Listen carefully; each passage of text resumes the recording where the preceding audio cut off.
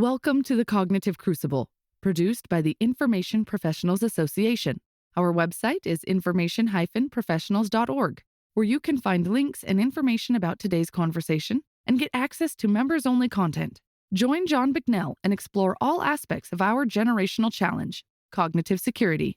The Cognitive Crucible is a forum that presents different perspectives and emerging thought leadership related to the information environment. The opinions expressed by guests are their own and do not necessarily reflect the views of or endorsement by the Information Professionals Association. I have three guests today on the Cognitive Crucible, and I should actually say this is going to be a dual podcast between the Cognitive Crucible and the Phoenix Cast. And for the Cognitive Crucible audience, the guests today are Kyle Moschetto, Rich Vaccariello, and John Schreiner. Kyle, Rich, and John are all either active duty Marines or former Marines, and they're all cyber experts. And we have gotten together because we thought it would be an interesting discussion to blend what we're doing on our separate channels. So maybe I can just kind of introduce the Cognitive Crucible to the Phoenix Cast audience, and then you guys can introduce the Phoenix Cast to the Cognitive Crucible audience. Does that sound okay, guys? Absolutely. Okay, well then let's do it. So for the Phoenix Cast audience, my name is John Bicknell, and I host the Cognitive Crucible podcast. The Cognitive Crucible is all about exploring information-related challenges which are everywhere today. And the Cognitive Crucible is part of the Information Professionals Association, or IPA. We are a nexus for information professionals, and the information professionals is a very broad term which can cover everybody from cyber security experts to electromagnetic, PSYOP, MISO, on and on and on. But even it spans both national security and commercial spaces. So journalists would also be considered information professionals. But anybody who is considered an information professional, IPA serves as a nexus for these people to interact and to continue to advance and develop both soft and hard sciences, advanced analytics, and other innovative technologies to help ensure the lights stay on this beautiful experiment that we call America and the West. So that's briefly, that's what the Cognitive Crucible is all about. Do one of you guys want to give a background to the Cognitive Crucible audience as to what the Phoenix Cast is all about?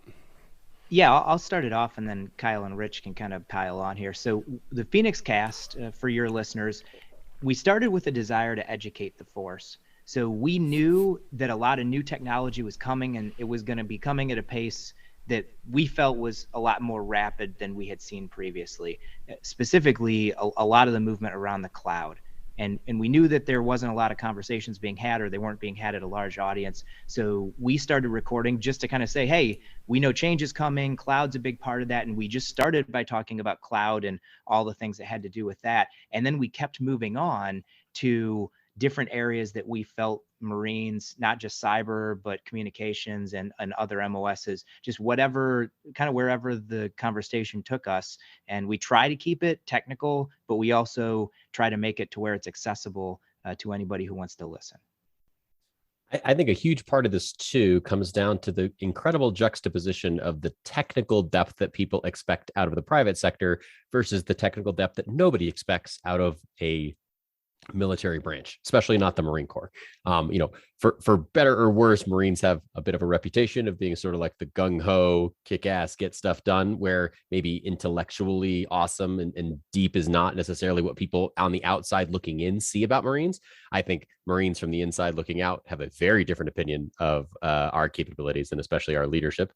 But in general, it's hard to keep up with the technology trends. And we all generally make jokes that the Marine Corps is always behind. I don't actually believe that anymore. But in general, we want to make sure that we're getting the message out there about these changes that are coming, why they impact Marines, and help prepare the Marines to either better serve the Marine Corps or better prepare their own professional development as they transition out of the military. Yeah, and the only thing that I could add to that, guys, is that I really think that our country right now needs collaboration, right, across all fences, whether that's internal to the whole of the U.S. government or jumping that fence, across the public to the private sector and back and forth. So I just think like these forums, both the Cognitive Crucible and the Phoenix Cast, are just great forums to do that. So just really excited to continue the conversation today.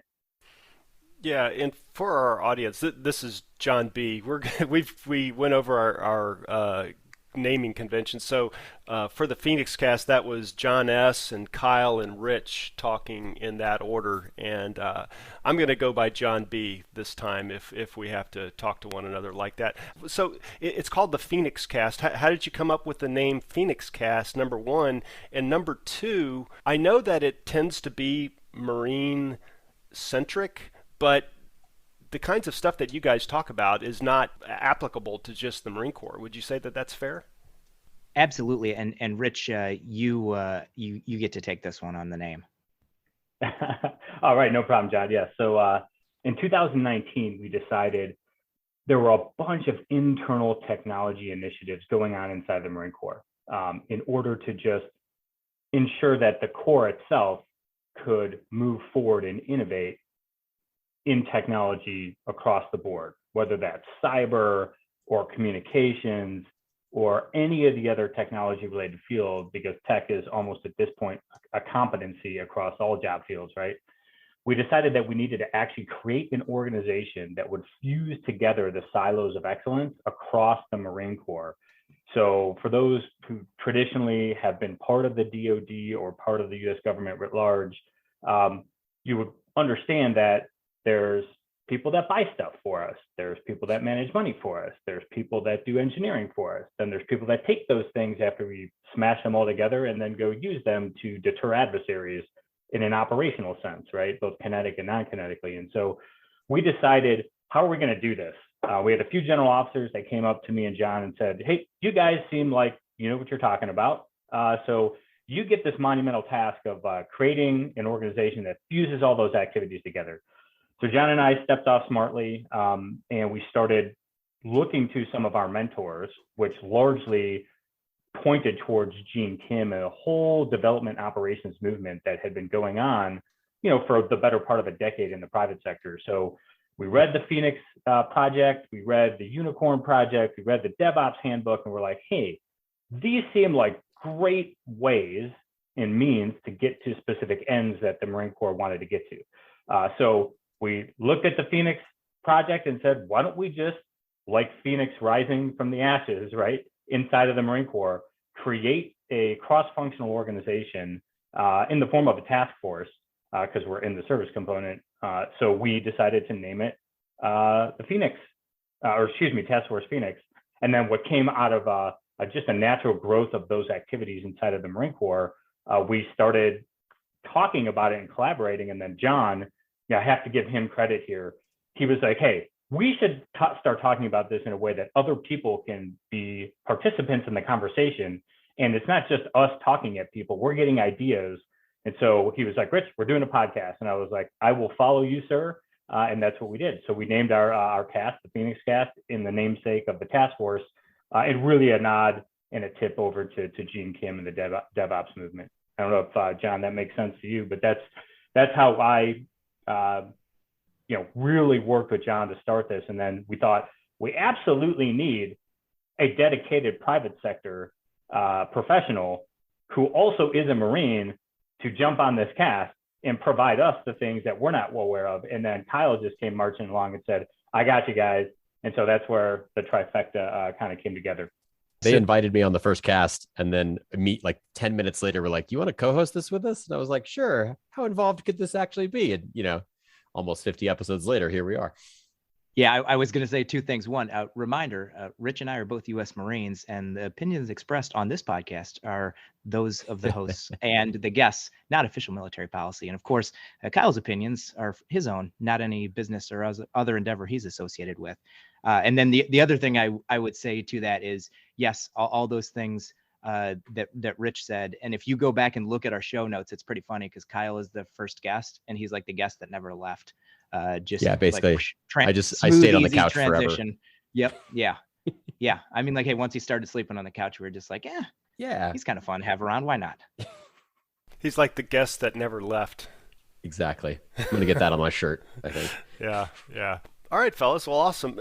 Maybe we can talk just a little bit about competition. And how do you guys see competition? The Marine Corps about a year ago came out with a new pub. I think you guys discussed it in your forum, competing. How do you drop the notion of competing into the context of the Phoenix cast? So I think competition is something where it's in the eye of the beholder. And I think depending on who you ask, you're going to get a different definition on that one.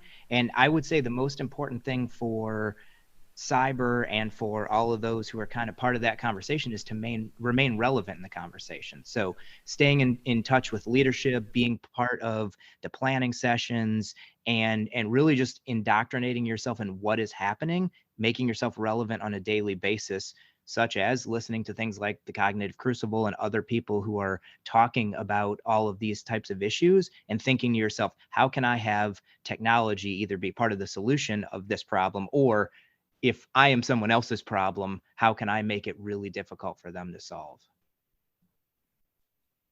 Yeah, I think I would add on to that the General Berger, the current commandant of the Marine Corps, when he published that document, he was very much focused on, at least in Rich's opinion, how to connect the individual Marine to the larger activities that the organization had as its strategic outcomes and objectives. And so, my thoughts on competition here are, each Marine, each service member, civilian or contractor that works inside the Marine Corps, or if we just expand that jointly to, the armed forces of the U.S. government, every day when they come to work, they have a mission of protecting the nation, right? And so how do you do that if you're not in a kinetic fight? Well, people traditionally would be like, well, you're preparing for war, right? And so I think that this notion of competition goes from the individual to the strategic level in a way that can kind of connect the individual to the immediate goals of the organization. And so I guess what I mean by that, without being so abstract, is, every day you should come to work and have a specific task you're working on or a goal you're trying to achieve, both in the short term that feeds a long-term outcome.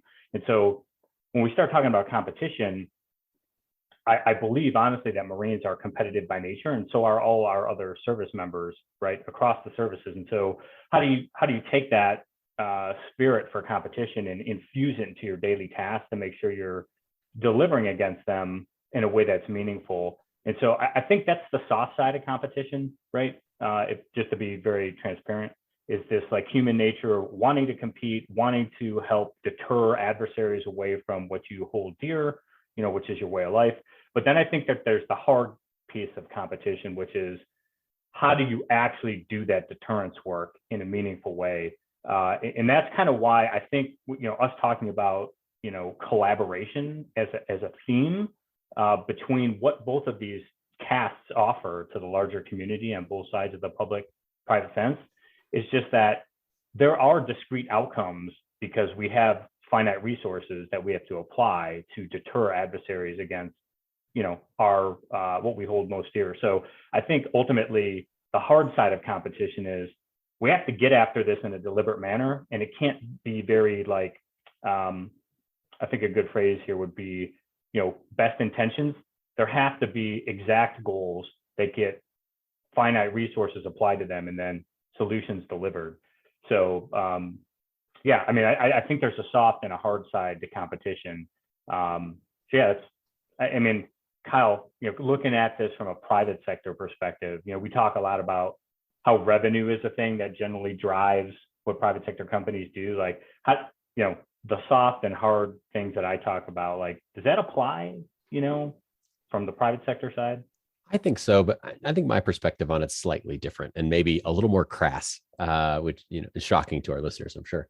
I always look at it from the realm of we're at war all the time. It depends on what you're doing. But in the cyber world, the cyber world is the only part of IT in general that is actually PvP. We talk about this all the time, right? Like, you are never up against some random like poor architecture or like a general outage. You are up against other humans or, things created by humans that are trying to take advantage of you and your stuff.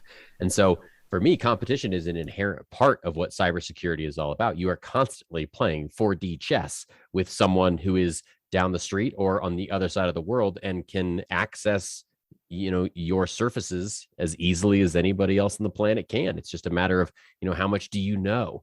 And as much as I want to truly believe that the most amazing movie in the world, the 1995 movie Hackers, is accurate, and there's actually just hyperly cool dressed people roller skating around New York City waiting to hack me, that's not really what it is. This is people who spend their lives and their professional careers figuring out how to break in or do the things that they want to do to satisfy their own goals. And that is true across the private sector as much as it is across the government. And in general, the way that technology has spread, I don't think you can separate those two very much anymore. As much as I want to, I think that there's so much dependency that they have become the same things. And so for me, competition is I want to win, right? As a unique cyber provider in some way, shape, or form, as someone who contributes to security, both of my company, myself, and the customers that I help, I want to win every day by making their stuff more secure and less prone to exploitation. Cool stuff, guys. 2 follow-ups for Kyle. First of all, the Hackers movie, was that the one with Angelina Jolie? That's it. Johnny Lee Miller, Angelina Jolie, Matthew Illard, cast Oscar worthy every single one. That's of them, right. Fisher Stevens, Penn from Penn and Teller. I mean, right. Just wonderful. That was when she was like 19 or something. It was an awkward year for everybody, I think. But it's also what is you said PPE at the very beginning? What is PPE? I think PvP. That's PvP, player versus player. Yeah, player versus player. Player versus player. Yeah. I see.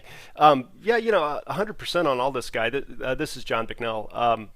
So from the Cognitive Crucible perspective, Kyle, you were really starting to get at something that I was appreciating there. It's that we talk about cyberspace and it gets really abstract and it's easy to take the human out of it. But, at the other end of these cyber activities, or even on the receiving end of data, is a person with a brain. And, that needs to be remembered so that we can, one, keep it real, and it winds up being a very tangible endeavor, because it's all about, in the end, affecting the decision making of people. And it could be affecting the decision making of a single person or a small group of people or a military unit or a corporation or an entire society.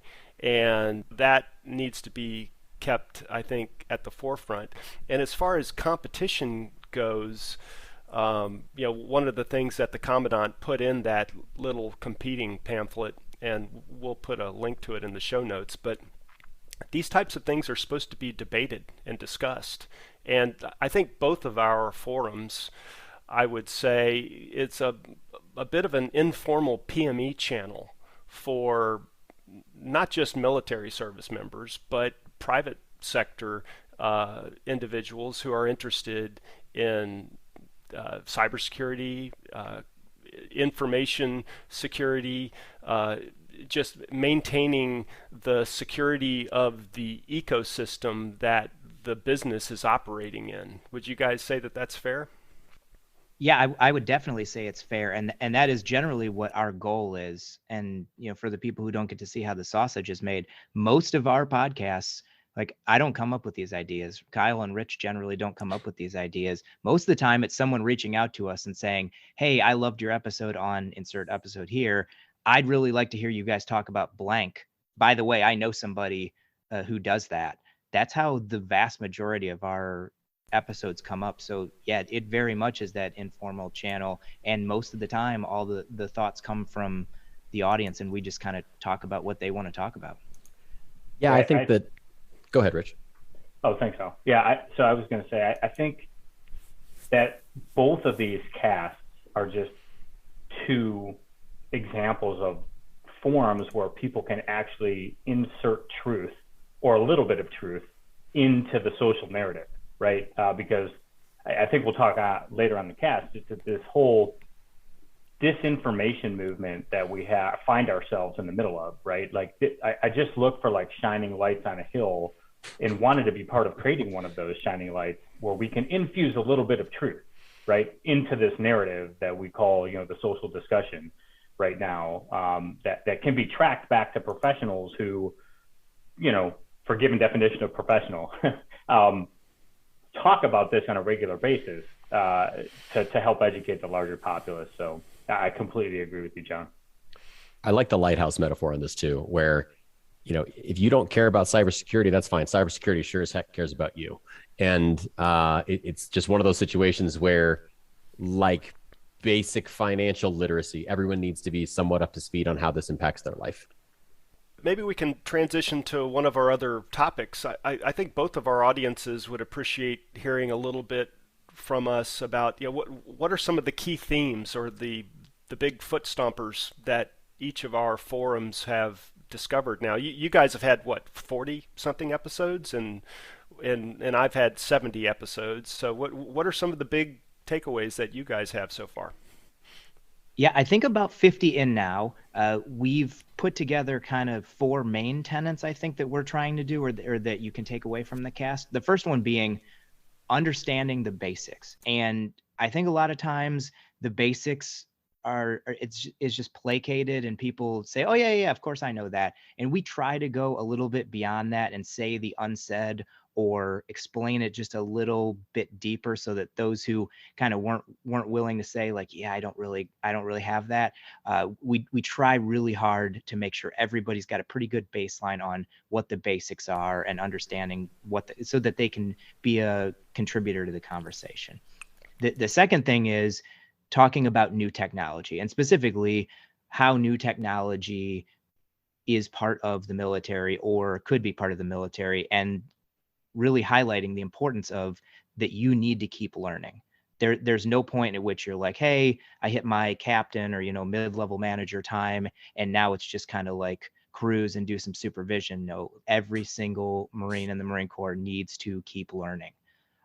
Then the third thing is whatever it is that you want to do with technology, you need to figure out a way to use it securely. And what we try to do is promote awareness around sometimes there are second and third order effects of the actions that you take, or almost all times. And so just kind of talking in the conversation about, hey, have you thought about this? Have you thought about this? Or, hey, this interacts with this type of thing, and making sure that we've given at least some ideas of how you can secure it. So you can at least start asking the right questions when you put that new technology in place. And then lastly, how can we use these concepts, use the cloud, use any other new technology to most importantly win America's wars? And there is no world in which we have a monopoly on the idea there. So we try to get guests on the cast who can think differently and can give us an idea of how that stuff can be most applicable in what we're trying to do on a daily basis. So sorry. John B, over to you. What do you think the takeaways are for the Cognitive Crucible? Yeah, there's sounds like some overlapping foot stomps here. I heard you talking a little bit about PME and talent-related concerns. I'm not saying that that's the number one thing, but it's certainly right there towards the top, is that we collectively are in a war for talent, not just within the U.S. or within the West, but you can segment it. The military is in a war for talent with the private sector. The private sector is in a war for talent amongst themselves. And then you can take that on out to our adversaries. Russia, I think they are, quite frankly, ahead of us in some ways technologically, and as a workforce. I think that Russia has a much deeper application of cybernetics and control science, which is an important part of today's world. And then China, they've got over 1 billion people, and that's a lot of human sense making that can be applied to all kinds of problems. And so they have a they have a distinct advantage there. So I think talent concerns and educating the force is a big thing, and there's a big overlap there. But we've also talked about that mindset shift from kinetic to informational power to soft power, and how critical that is for competing in today's world. And I would say that you guys would agree with that. When it comes to information and information operations in a national security context, one of the things that's come up a number of times on the Cognitive Crucible forum is who owns it. And so there's been a lot of jockeying around within our national security establishment as far as information-related capabilities and ownership. In one of our podcasts with a gentleman named John Davis, he's a retired U.S. Army Major General, he refers to some of these things as what was he called it, like term warfare or something like that. You've got all kinds of terms that are associated with information operations. There's a lot of similarity, but people have small differences in the way that they examine the problem. And rather than information warfare, he calls it term warfare. And that more often than not, you can wind up mapping those little term battles back to a pot of money. It winds up being like squabbles over money. Anyway, we collectively are working. I think an Army general would know a great deal about that, and I would take his word for it. Yes. That's right. Yeah. Anyway, so that is something that has come up a number of times on our forum. But then also trust. Trust in data inputs, trust in data outputs, trust in things like technology standards. We just had a podcast with a lady from NIST, the National Institute of Standards and Technology. So there's a lot of trust in AI and various different technological standards, which is a big blinking red light for some people. And even trust in institutions, trust in Congress, trust in our educational institutions, trust in corporate institutions. There's been just like a general perceived erosion of trust in the military.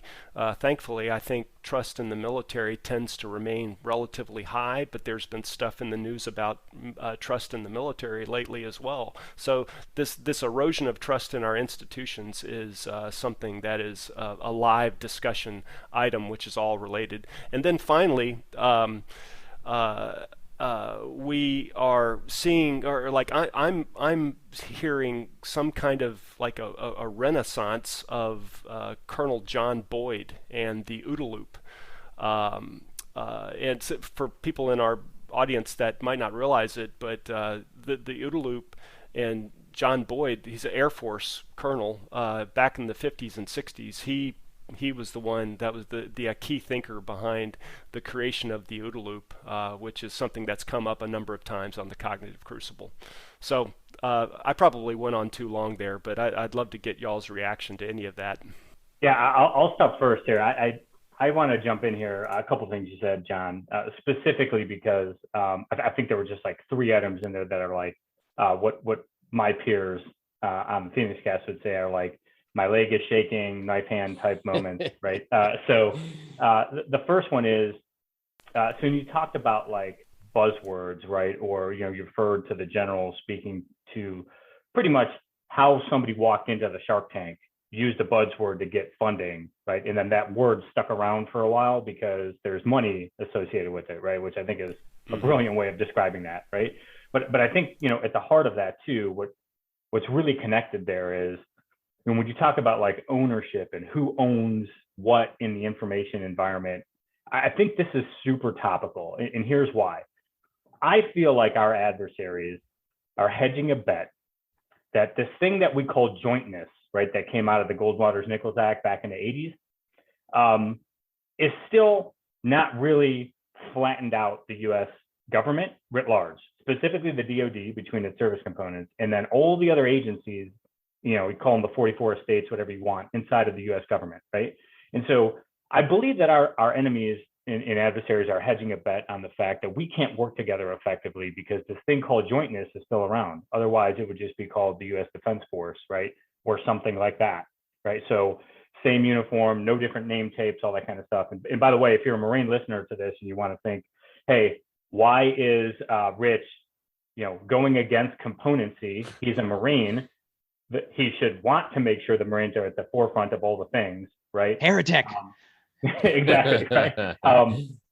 My point on this is like, I think when we talk about collaboration, that's really what I'm talking about. Not this like tactical level collaboration, because I feel like when parts of the DoD move forward into either a non-kinetic or kinetic environment, called cyberspace or physically air, land, sea, right? We come together pretty well when bullets start flying, because we realize everybody's got the U.S. flag on the shoulder or on their name tape, and we're all on the same side, right? But when we're not in that forward environment, then in a non-kinetic way, we tend to think that either money priorities or policy priorities, are the forefront of the things we need to adhere to, instead of looking to our partners on the left and the right, whether they're in the DoD or some other agency in the government, and figure out how collectively we just get rid of the silos and get rid of the lines and just ensure we're deterring adversaries away from gaining an advantage over us. So sorry for the rant there, but I just think like this ownership piece that you referred to, in the buzzword bingo that goes inside, the U.S. government when it comes back to tying it to funding. I think it's just our enemies are hedging a bet that we're not going to work together effectively.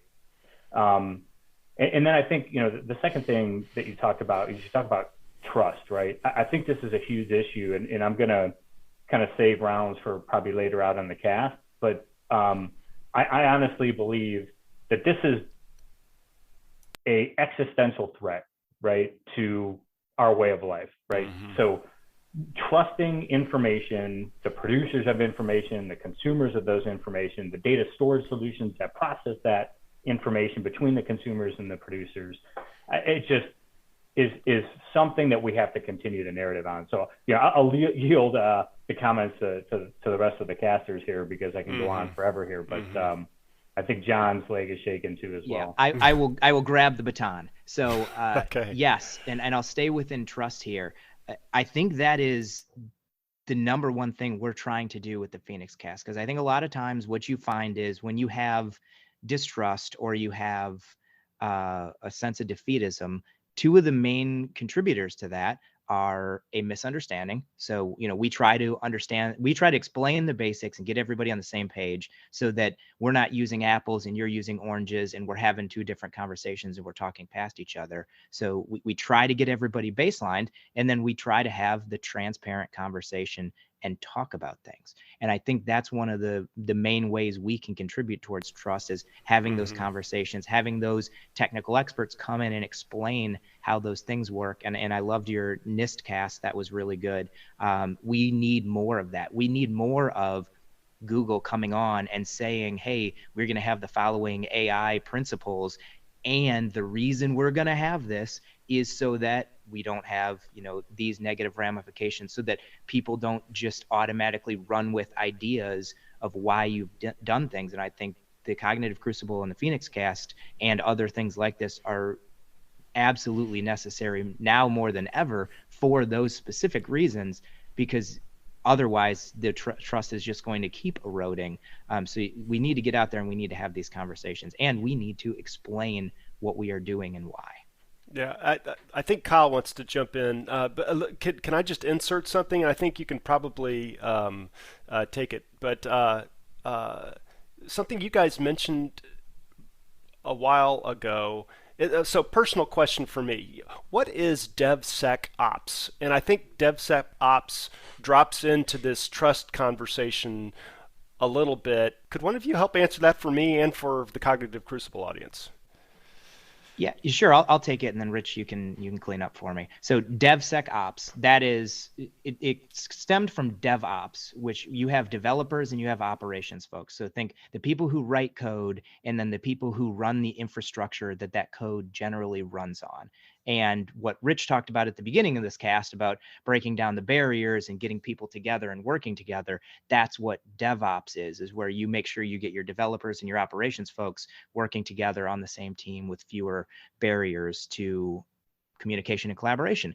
And then DevSecOps is where you say, oh, wait a minute, and we recorded a reaction cast to Log4j shortly before this, and you can see what happens when security is not part of the conversation, hence almost completely what we talk about on our cast. So DevSecOps is you making sure that your applications, probably your mission critical warfighting applications, are written with the silos broken down and security baked in from the beginning, not bolted on as an afterthought afterwards.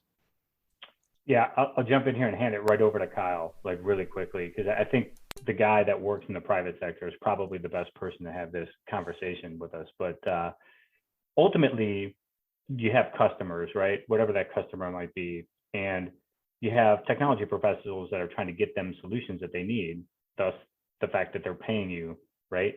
And when we talk about development operations, it's how do we ensure that the technological solutions we're building from the ground up with code can solve the problems with the customer and meet it as soon as it's deployed to them for the first time, instead of they get a thing, do some reflection and go, hey, all that stuff I wrote down and told you in person, like that thing that you made me doesn't actually do what I want it to do, right? And so then you go backwards and you have to kind of redo all this requirements generation, which the service, the DoD, tries to get better year after year with its acquisitions initiatives. But Kyle, like when we talk about like code and DevOps, like this is your bailiwick, brother. So you jump in here, man.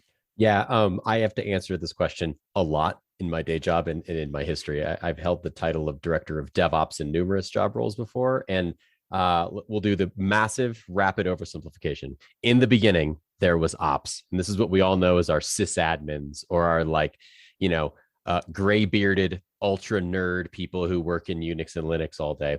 And then Google kind of came out with this concept of site reliability engineering, which ended up piggybacking and in some ways launching the concept of DevOps, which is where you put people who know code and you automate as much as you possibly can. And so this leads to things like configuration automation and the general, like, what is DevOps? And now DevOps is like the latest sexy term ever kind of thing, which I think is what we had kind of rounding the corner into the mid 2010s. DevOps was the word you wanted to be associated with to get budget and to like do cool stuff.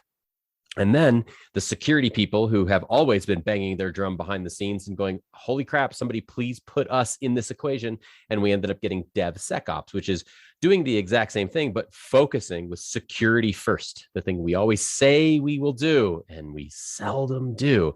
And that kind of leads us into this SecDevOps, which is how do you maintain your security, availability, reliability, all these things that mean, success to an IT system. How do you then put developers towards that goal whose focus is on the security aspects, right? So automating the protection of your uptime is maybe a super oversimplification, but that's kind of where this comes from. And I think that DevSecOps or app DevSecOps, which if you want to put all of the terms together into one word, is where we're going to end up here, which is building things that can be secured in an automated fashion and follow the general principles of DevOps, which is things like SLAs and SLIs and SLOs. Wow. So I heard you say DevSecOps, but then I also heard you say SecDevOps. Yeah, it's all the same. Put it together however you want. But I think it's also maybe just a little glimpse into the tech world, is that all of this is evolving so quickly, and there are new terms that are being created to describe different nuanced takes on the problem space. Way back when I was first in the Marines, we would talk about C2, and we still do talk about C2, yep. Command and control, but that went from C2 to C4 sometime in the mid 90s to the late 90s, and then C4I, C4, and then there's C4 ISR. I've even seen like C5 and C6 these days, but it's other things that are getting bolted on to these principles, which are out of necessity because of the rapidly changing technological landscape. What do you guys think about all that? I think the bridging of all these things together goes back to our earlier conversation on collaboration, right? So what ultimately, call it C5, C6, right? Like when you add command, control, communications, computers, intelligence, and you start bolting on all the other either things or isms to that, it just gets to the point that like information is much more like soccer, right, to you a U.S. perspective, at least operations in the information environment, than it is like American football, where the offense comes on and then they're done, and then the defense comes on and then they're done, and then the offense goes, right? So this concept of like taking all of the C's and the I's, right, and the R's and adding them all into one acronym is a way of, in my opinion, the service is telling themselves internally, we got to play soccer in the information environment, right? We're not in this game of hard start and stops. We're in a game of fluid chess, right? Where the adversary, to Kyle's earlier point, is constantly seeking an advantage, and we have to maneuver based upon their maneuver, right? So I just think when we talk about like all these acronyms, basically, to your point, John, like it all comes down to wetware at the end of it, right? At the end of these competition type events, there's humans on either side of the technology, and we have to react to human decision making. So if we don't have all the humans with the different skills, because not one human can do all the things, we know that, right? That's why we specialize in occupational specialties.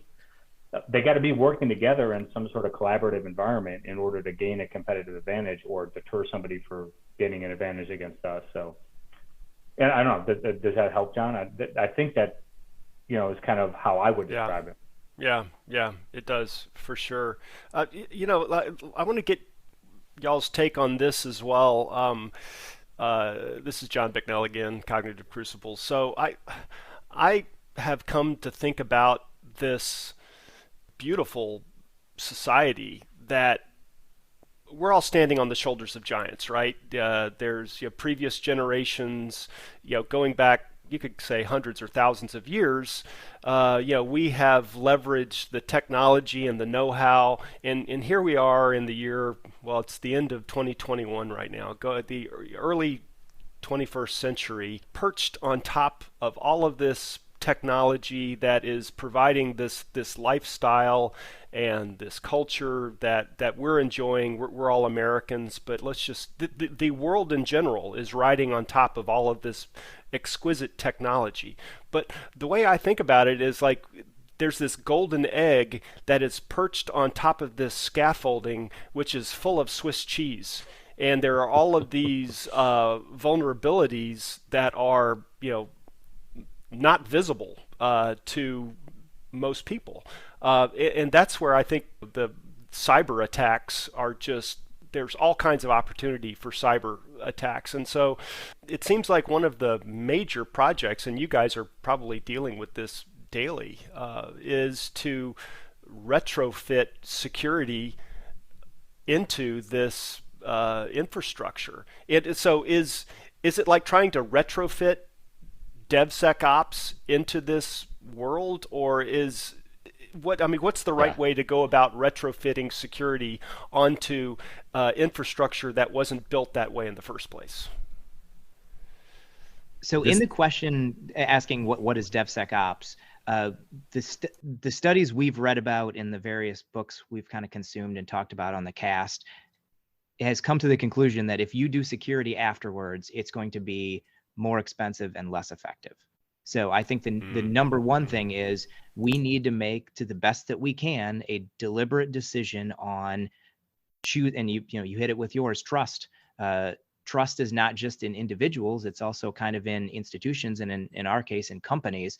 And so you need to look at, I think, the latest data breaches that we have or the latest security lapses, and you need to ask yourself, is this a company that I want to do business with? Because down to some point, you're going to have to trust.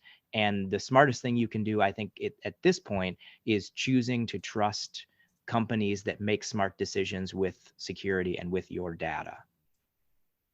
Yeah, I think John, well, both Johns, right? To add in here, I think, to John B's original question here, I think there are two aspects you can kind of answer that question with. I think the first one is, because we're talking about technology and the vulnerabilities in technologies that, like, and I agree with you, that giants before us have built, right? And to use your scaffolding analogy, whenever you're looking at a problem set, you have to if you think that there is an issue, you have to address that issue immediately and stop that issue from replicating moving forward in time, right? So the first thing you have to do is triage and contain and say, from this point forward, we are going to do something different as so not to continue to amass technical debt, right? So I think when we talk about Sec DevOps being kind of or DevSecOps, however you want to add or explain that, we kind of have to set a flag in the sand and say, from this point forward, we're going to do DevSecOps, right? So we know that what we're building has security baked in from the start, right? And then we have to look backwards from that flag and say, how could we burn down that security risk that we've incurred as technical debt over time? So like, if we could invoke Tim Berners-Lee and bring him on the cast, right? He probably never thought that when he was building the World Wide Web, that it would grow to the state that it is today, that every device, to include wearables, right, that people have on their body that are taking biometric, readings, would be interconnected in such a way that anybody could have access to that over, some protocols, to your point about NIST and standards, right, that were being built at the time, HTTP for hypertext transfer protocol, right, like all of that type of stuff that then had security bolted on afterwards when you add the S to it, right, to make it secure. So I just think you have to, fundamentally, if you divorce yourself from the technology conversation, you just look at this from a risk perspective. You have to triage, contain, stop the bleeding moving forward so the issue doesn't recur massively over time, or you reduce it. And then you have to look backwards and say, how am I going to burn down all that technical debt? So I think that you can look at it from those two angles, stopping things that are bad security-wise moving forward, and then addressing the security issues you have. And ultimately, that's the game. I'm really interested in Kyle's opinion here, because I think this is a game that we constantly play, to your earlier reference in the cast, right? About with our adversaries, it's cat and mouse, right? Like what can I find that you haven't taken care of in your technical debt moving backwards? And then what can I catch in the development cycle now that you haven't thought of because maybe you haven't adopted your Sec DevOps practice? Yeah, man, the Venn diagram of these things is complicated and not a 2D picture, right? And that's what gets really tricky. We constantly have to balance writing better software and sucking less at writing new stuff with trying to protect the old stuff that we can't retire to retiring the old stuff that we know we can't protect. And like, this is a super evolution, right? And things are constantly moving from one column of that weird Venn diagram or one circle of that weird Venn diagram to another. And I think that's where, the PvP nature of this is really tough. I just read this book called Algorithms to Live By, and this is what's known as an intractable problem, right? Like you can't actually solve it. There is no proper way forward or like best way forward. You just have to take the one you happen to be able to justify sucks the least way forward, and is hard, right? Like I feel like I spend most of my day helping customers decide amongst those three things. Should I rewrite this better, more secure from scratch and own that process? Should I find a replacement in the commercial marketplace that does this? Should I just put a wrapper of something better over top of this thing I know sucks? Or should I just retire this thing? And I'm a little bit answering your question, Rich, but purposefully skirting the edges. But at the same token, like that's kind of how I look at this problem. I also hope, though, I hope that the answer to this is not turn off all the IPs and run for the hills where there's no connectivity.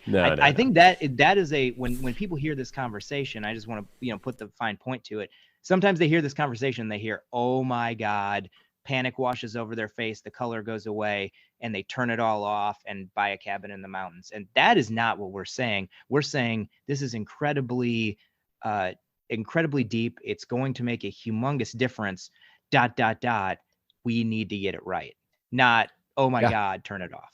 Yeah, we need to get it righter than the adversary who's also trying to get it right. And that's a game that is very difficult to measure victory or defeat in, right? It is simply like shades of gray at that point, and not like different shades of gray, not like you clicking the shade button in your spreadsheet application. It's like those blue dress or yellow dress kind of things where everyone can look at it slightly differently. I'm dating myself with a terrible cultural That's reference right. there. No, that's good.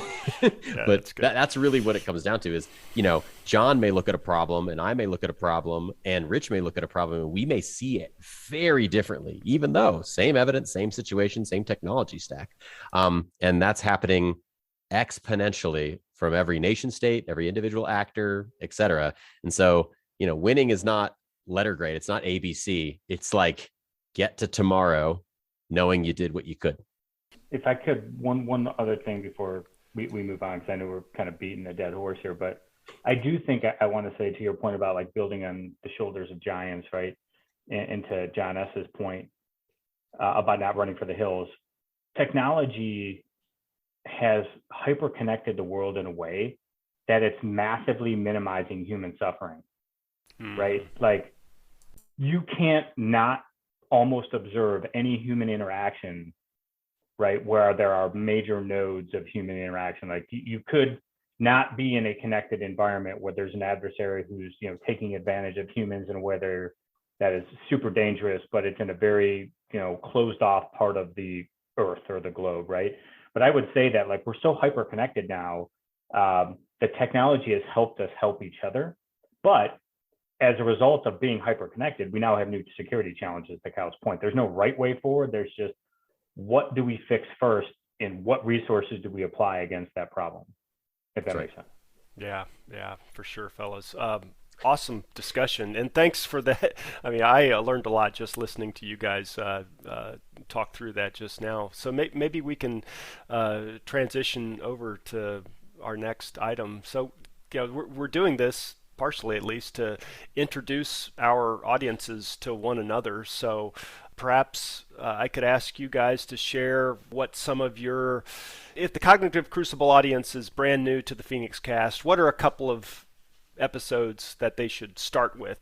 Yeah, so one of the things we get, or one of the feedbacks or compliments we get, is just how wide the topics are, and that's something that people love. We just kind of meander from one technical thing to another, and so there's no specific theme, and so it would be kind of hard to be like, hey, this is the episode you want to hear, because depending on who you are and what you're listening for, this answer is going to be kind of no consequence. But just for giggles, because it's fun thought exercise, from our downloads, our highest listened episodes are generally the reaction casts. So I think our number one episode right now is our reaction to the SolarWinds breach. So take a look at the SolarWinds breach. And then if you listen to the Nate Fick episode, you get the quadfecta, one more than a trifecta. You get a Marine, a best-selling author, a CEO, and a high up in a security company.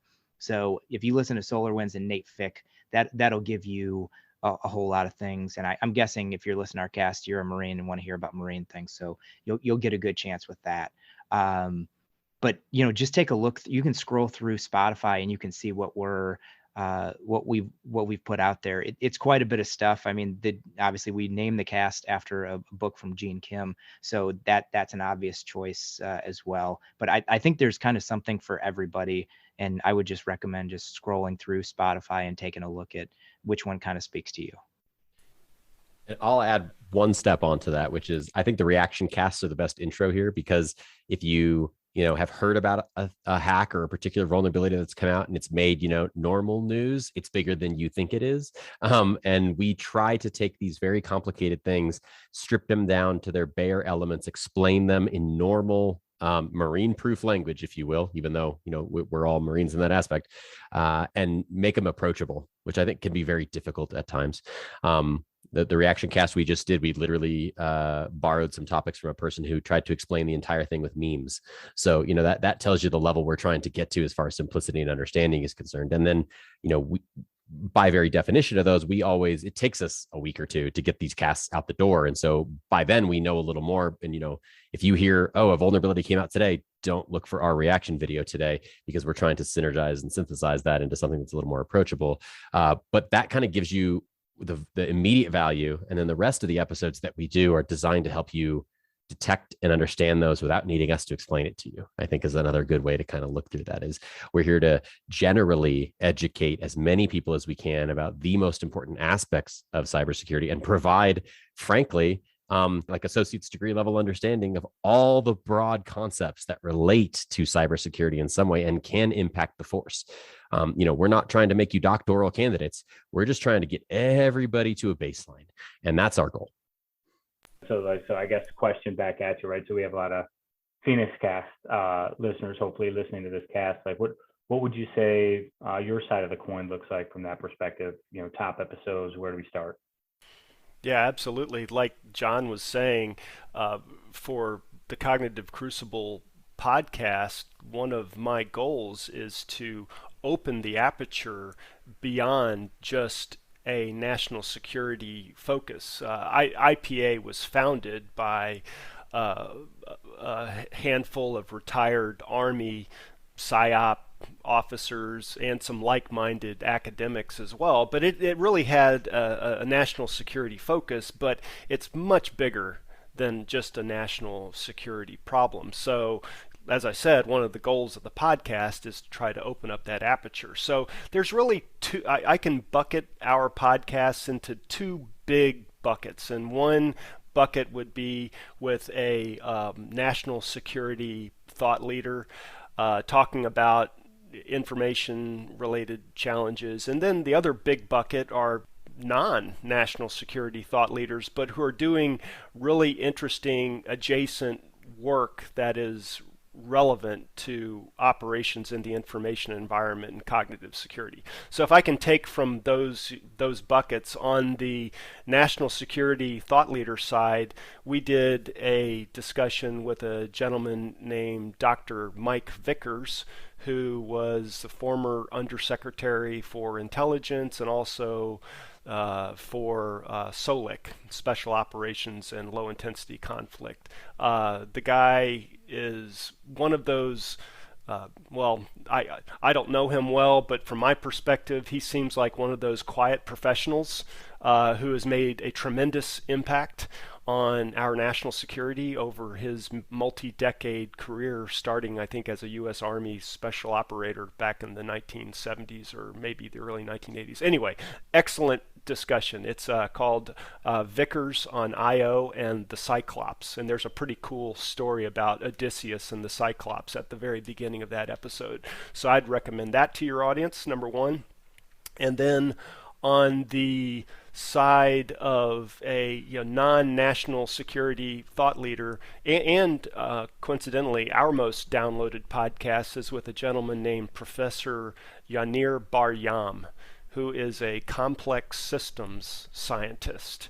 And he and his colleagues have been examining complex systems problems for many, many decades. And he gives a really interesting discussion about how really what we're dealing with, whether it's the coronavirus or today's economy and technology, they're complex systems and they're very unpredictable. And our old ways of analyzing and understanding the world is starting to fall short because of the complexity that we are experiencing globally. And so I'd recommend that. And then finally, since I'm a Marine, and the Phoenix Cast tends to be, is hosted by a group of Marines. I have to also recommend our episode with Lieutenant General Lori Reynolds, who until recently was the Deputy Commandant for Information, and she is widely thought of as one of the luminaries in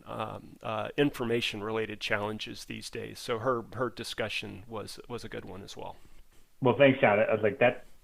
I just think like this is such a cool thing we're doing. By the way, I'm just going to pause for a second to say to both cast listeners, like, and throw out a challenge, because we wouldn't be Marines if we didn't throw a challenge out here, right? So the first one is, this is just awesome, right? That there's a bunch of Army professionals that have started their own organization, are continuing the dialogue, being a global force for good, to use a Navy old recruiting slogan. And then you have a bunch of Marines, also ground combat, naval infantry folks who are also trying to break down the silo and have a conversation. So my challenge is, if you are a podcaster and you're in another service component, if you're in the U.S. Navy, if you're in, an airman, you're a coastie in the Coast Guard, right? Please reach out to one of us. Like, this is a public service announcement for, we feel like this is a great thing, and we'd love to have more folks come on the cast that are, professionals in the DoD, and then, to use a radio phrase, break to all of our other whole of government folks. If you have a cast as well and you want to contribute to your voice, like, please either invite us on or come on the cast. So anyhow, to that point about coming on the cast, I think we could probably move to our next topic, right? Which is like, who, have we thought about, I tip and cue over here to both John S. and Kyle. On the Phoenix cast, we've had some awesome people, and I think I'll just turn it over to John here. But my question is, like, who should we bring on next? Yeah, so I want to, I'll borrow a Rich here and just kind of take a moment of pause. We have been so incredibly lucky, and I'm not even going to go through the names. Just every single one of our guests have been phenomenal. Like, we have not had a single episode where we sat back and we said, ooh, that was a disappointment. And I basically got to pinch myself, because I'm like, man, we are wickedly lucky. It is shocking. So like, let's just put that out there. But kind of moving forward, I'll break it down into kind of 4 thoughts here. So military wise, it's a total homer answer, but this commandant has been doing so much and thinking so differently. I would really love an opportunity to, I mean, we even talked about his talent management document. Like, I'd love to ask him a couple of questions, like, hey, do you think we got this right? Like, because the number one quoted thing I think in the Marine Corps is the commandant said, and it would be nice to ask the commandant, hey, what do you really think about this or this? So having the commandant on military wise, I think would be our star get.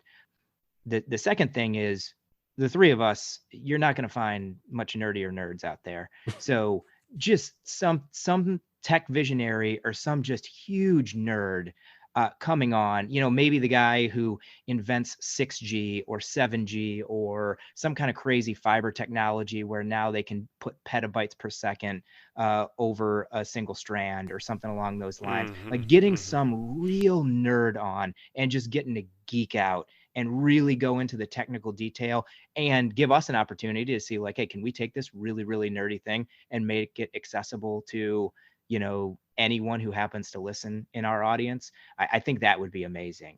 The third one, and if you've heard, well, I know we'll talk later about, which podcast we listen to, but Jack Resider, who does the Darknet Diaries, that guy is a storyteller and he just does such a great job. If we were able to get somebody like a once in a generation hack to come on and kind of explain, like, hey, or once in a generation vuln discovery would be better, because that'd be a little bit more appropriate. And they're like, hey, I found a vulnerability in Windows or Linux that no one had ever found. Here's what it is. Here's how it works. Here's the genesis of how I had my, oh my God, I'm melting down. Am I going to get 50 million from Microsoft or Google or whatever to have someone pay me to get this? How am I going to responsibly disclose it? And kind of talking through the ethical moments of, I just found a once in a generation problem and how they dealt with it in kind of like a Jack Resider storytelling type of scenario. I think that would be pretty phenomenal. And then I'll kick this last one over to Rich, because Rich has said so many times about moving past the Napoleonic staff. Rich, who do you think, or how could we get somebody on that lets you kind of do your Rich thing on, like, hey, let's move beyond this organizational dynamic? What do you think that looks like? Yeah, I think so. I've been thinking about this for a long time, John, and I'm glad you posed that question. So I honestly believe we need to get an Olympian on the cast, and an Olympian who was on a championship team, right? So the Marines that I work with and the civilians that I work with on a daily basis hear me constantly talk about one of my current favorite movies. I think you kind of like ebb and flow through like seasons of which movie is your favorite movie for different reasons. But my current one is Miracle, about the U.S. hockey team, right, that beat the Russians, right, and their coach Herb, he talks a lot about not all of that. He talks about the fact that they can't win on talent alone because they just don't have the talent, right? But it's not about having the best people, it's about having the right people. And I would love for like a gold-winning Olympian to come on and say, this is how effective teams work, right? This is how you break down this Napoleonic structure, to your point, John, that I kind of rant about all the time, inside the military, where there's a staff section for everything, 1 for administrations, 2 for intelligence, so on and so forth, right? I just think having an Olympian talk about what it takes to make an effective team would just be amazing. Kyle, what do you think? Well, so I'm going to do super quick, right? Like, I want the commandant to come on. I would love to pick his brain about the direction of the force, opinions on cyber, all of those bits, right? Like, that would be mega get. I'm 100% agreeing with you. I also think that I want to talk to so many people in the industry that would never come talk to us in a public forum. Like, I want the head of security for Google Cloud and the head of security for Amazon Web Services and the head of security for Microsoft Azure to sit in a room with us in a skiff and talk to us in a recording that is classified that no one will ever hear, because that's my personal curiosity. I want to know so much about what the things that we cannot talk about as a group are. And maybe that's just the guy who got out of the military speaking and being somewhat, wishing for days past. But I think that would be incredibly insightful to get somebody at hyperscale level to come talk to us about the problems that they see and the direction that they feel that the industry needs to go. I don't think we have enough exposure to scale like that, right? Where we are defending the force as a whole, and we are doing it in a very unique government focused way, as opposed to defending like large chunks of the Fortune 2000 and defending that in a wholly unique way in its own, and learning from that would be awesome. Circling back on what Rich was just talking about a moment ago, I'm hearing talent related stuff. Well, Kyle, you mentioned talent as well.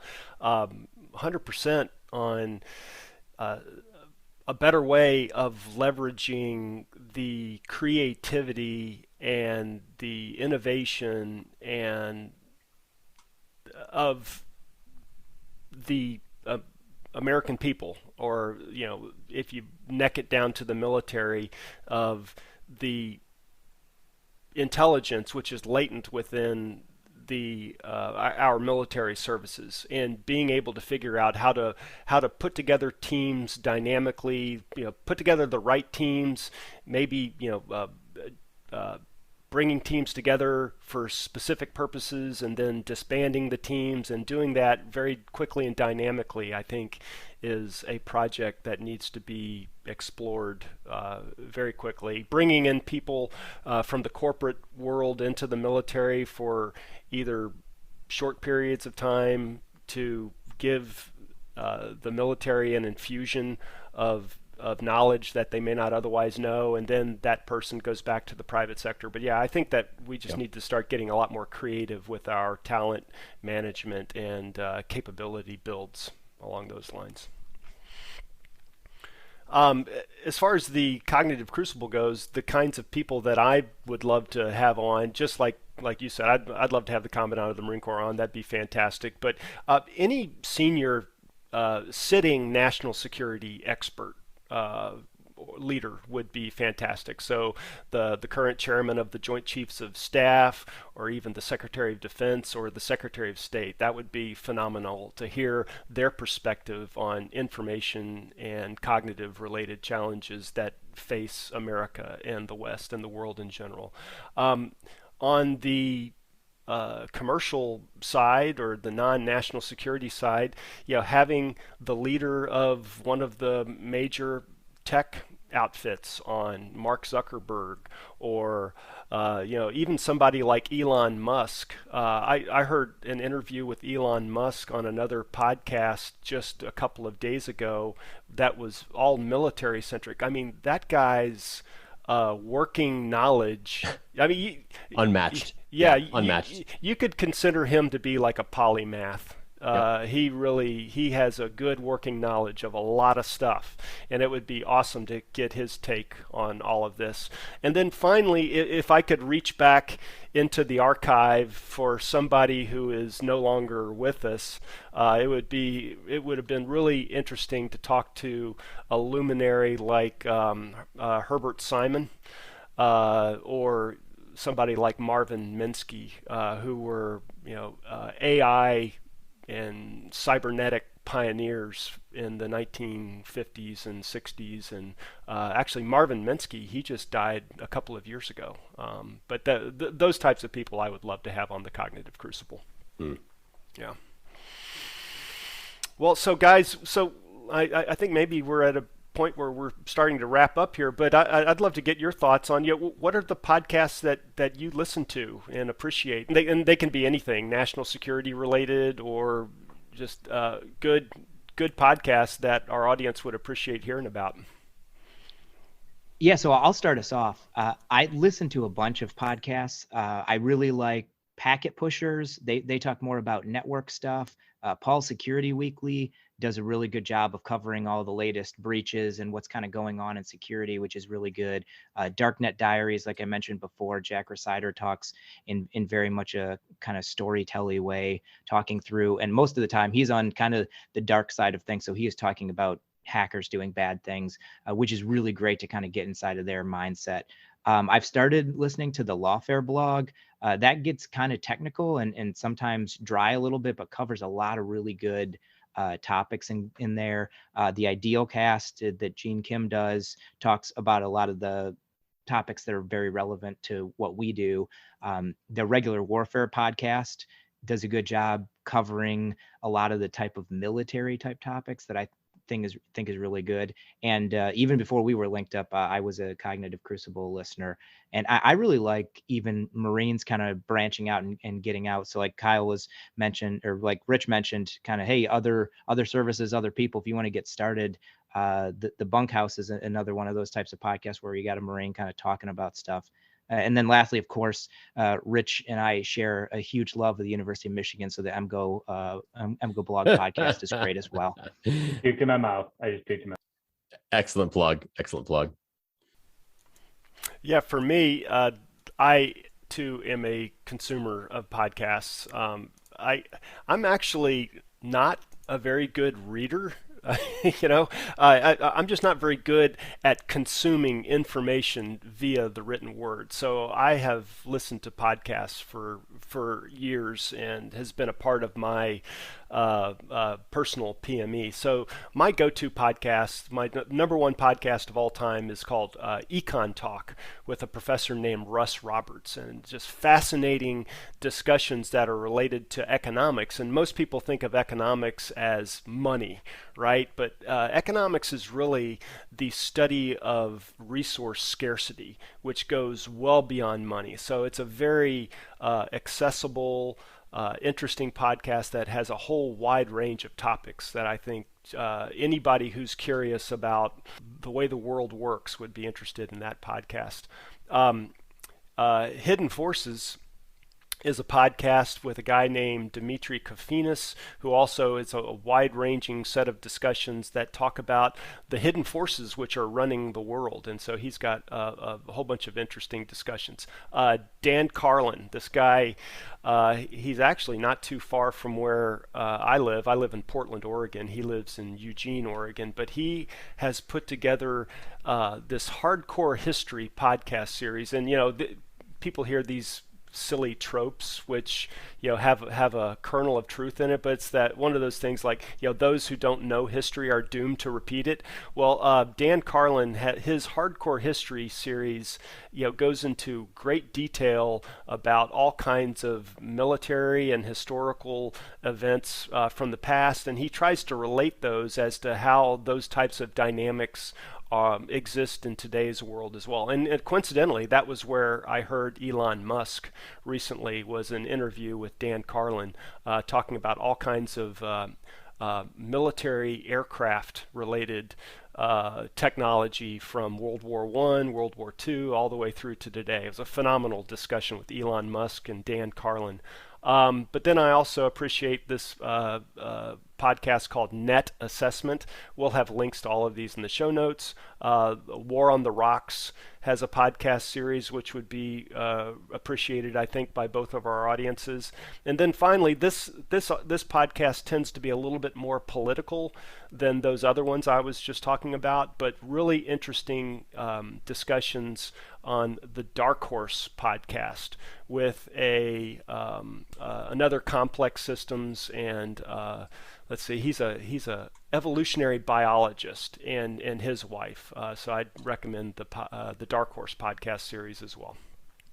Yeah, I have one thing that's going to sound like, I think, both weird coming from a Marine, but I would invite people to listen to this one, at least 2 specific episodes. So my wife sat down with me the other day and basically said, like, hey, I just want you to kind of branch out a little bit and listen to stuff you haven't listened to before and just see if it helps you with perspective on things. I think it's like super topical because it's the holiday season and there's a lot of stress that people, have during the holidays. But there's 2 episodes from the podcast Unlocking Us with Brene Brown.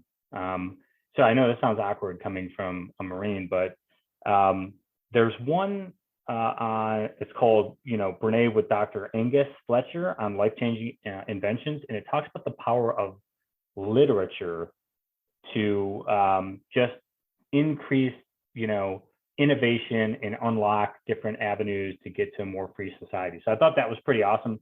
And then there's another episode, which I talked about earlier, kind of influenced my suggestion to bring an Olympian on.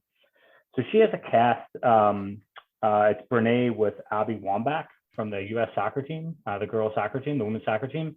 And it just, Abby talks about how, effective teams really do good with reinforcing each other to maintain talent and retain talent and then grow talent. So I think those were just 2 things that from the cast today. Sorry to interrupt, guys. They're just super topical. I think they're great episodes. For the Cognitive Crucible audience, the Phoenix cast, you guys conclude with a ritual here, right? So could you guys explain your ritual and then go for it? Yeah, so we have a ritual at the end of every podcast, which we call Kyle's Hot Take and Rich's Knife Hand. Kyle's Hot Take, because Kyle always brings us the hot takes and he doesn't stray away from controversy. And then Rich, because he is a Marine and it is hilarious to watch, like as Kyle and I are talking and he's trying to get a word out, like the knife hand kind of sometimes moves all the way from low knife hand to high holy knife hand, depending on how passionate he gets. So that's a fun little thing. So Kyle, why don't could you even explain what is the knife hand? I understand. Yes, this is good. I understand. I believe I understand what you mean by the knife hand, but yes. some people might not understand that. Indeed. So the knife hand in military culture, you can probably just either you can watch any military movie and watch someone getting screamed at, and you can see visually the knife hand. Like full metal jacket or something. Yeah. You can probably Google Marine Corps recruit training, and I bet you see a knife hand, which is a hand where all fingers are all in alignment vertically and generally pointed at someone, probably in anger, but mainly just to help them learn. Yeah, for all the listeners, go Google Marine knife hand, 3 words, and then click on the image results on Google, and it's wonderful. There's a flashback epiphany happening with me just Googling this result right now. It's exactly what you need to see. Anyways, right, so you took us right off the tracks. Yeah, I did. I'm going to pull it back, my hot take, and I'm going to piggyback off of what was just said, actually, because it's better than what I had before. The point of us doing this is to get outside of our normal zone, right, and to collaborate and connect with other individuals and organizations and podcasts that explore related aspects or maybe even unrelated aspects to cyber in hopes of broadening our own horizons and understanding how to get more exposure outside of our maybe personal echo chambers or professional echo chambers. So just do that, get out, explore things that may not seem like they are related in some way, shape, or form to what we do in a day-to-day basis. And remember, this game is PvP, so anything you can do to broaden your own horizons is going to help you be a better player in this cyber game. Rich, hit us with a knife hand. Yeah, so I got 2 knife hands for today, John. How about that one? Right, for the crossover cast, wow. One for each side, right? Bonus round. Bonus round. So the first one is just a thank you and a nod and tip of hat over to the Cognitive Crucible. So cognitive security. Wow. Like in coming into this cast, like I started to read about that in the Information Professionals Association page, right? And I just thought I had never heard of the threat of disinformation referred to in that manner previously. So kudos to the IPA and Cognitive Crucible for championing it. In the spirit of the holidays, I'll say that I'm a, quote, real believer, end quote, that this is an existential threat to the ideals of the free world and a democratic republic. So for our cast listeners, get out there, get involved in spreading truth, right? Counter disinformation. And if you want to, because we've been talking about education, the whole cast, right? And I just watched a cartoon, really a movie, an animated movie yesterday. Pivot. Yep, with my children, and it's called Ron's Gone Wrong. And for those people who like The Social Dilemma, which we've referred to and have show notes links to in our cast, this is the exact way, in Rich's opinion, for you to breach that really hard topic with your children. So again, it's called Ron's Gone Wrong, 20th Century Fox animated movie. Watch it. And then second knife hand is componency, right? Excellent way for us to specialize and maintain readiness within the DoD. But just like this crossover event, the whole of government solutions to deter and mitigate risk is the fourth way. If I could add to James Kim's project, 3 ways, right?